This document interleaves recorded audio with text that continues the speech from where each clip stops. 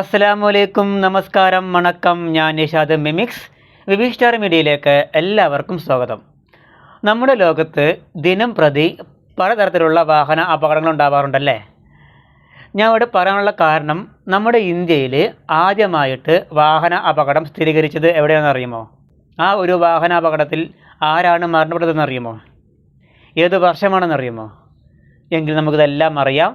ഇത് എങ്ങനെയാണ് സംഭവിച്ചതെന്നും ഏത് വർഷമാണെന്നും ആരാണ് മരണപ്പെട്ടതെന്നും ഇന്ത്യയിൽ ആദ്യമായിട്ട് വാഹന അപകടം ഉണ്ടായത് ഏത് ഭാഗത്താണെന്നൊക്കെ നമുക്ക് ഈ ഒരു വീഡിയോയുടെ കണ്ട് സംസാരിക്കാം.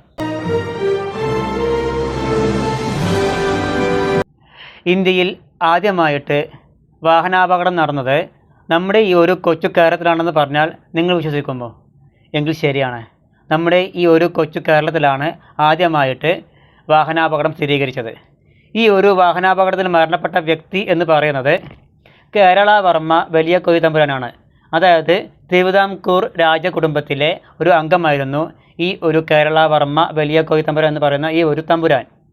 ഇദ്ദേഹത്തിനെ കേരള കാളിദാസൻ എന്നും കൂടി അറിയപ്പെടുന്നുണ്ട്.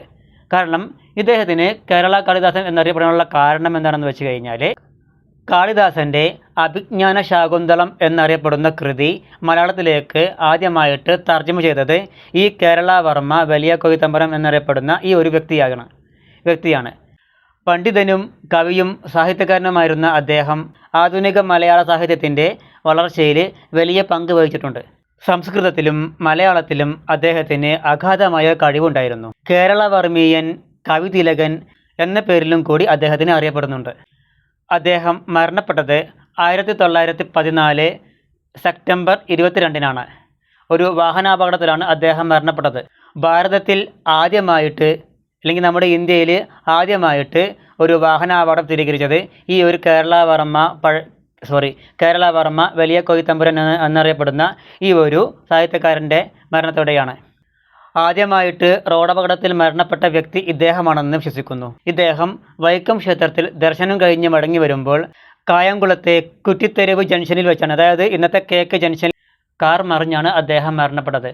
കാർ മറിയുന്ന സമയത്ത് അദ്ദേഹത്തിൻ്റെ കൂടെ അദ്ദേഹത്തിൻ്റെ ശിഷ്യനായിരുന്ന AR രാജരാജവർമ്മയും പിന്നെ ഡ്രൈവറുമായിരുന്നു ഉണ്ടായിരുന്നത്.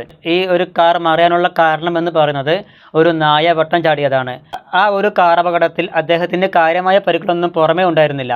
ആന്തരികമായ രക്തസ്രാവം മൂലമാണ് അദ്ദേഹം മരണപ്പെട്ടത്. അങ്ങനെ അദ്ദേഹത്തെ മാവേലിക്കരയിലുള്ള കൊട്ടാരത്തിലേക്ക് കൊണ്ടുപോയി.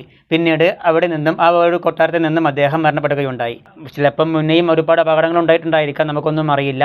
പക്ഷേ സ്ഥിരീകരിച്ചത് ഇദ്ദേഹമാണെന്നാണ്. അപ്പോൾ ഇങ്ങനെയൊക്കെയാണ് കാര്യങ്ങൾ. അപ്പോൾ അടുത്ത വീഡിയോയിൽ കാണുന്നത് വരെ ബൈ ബൈ.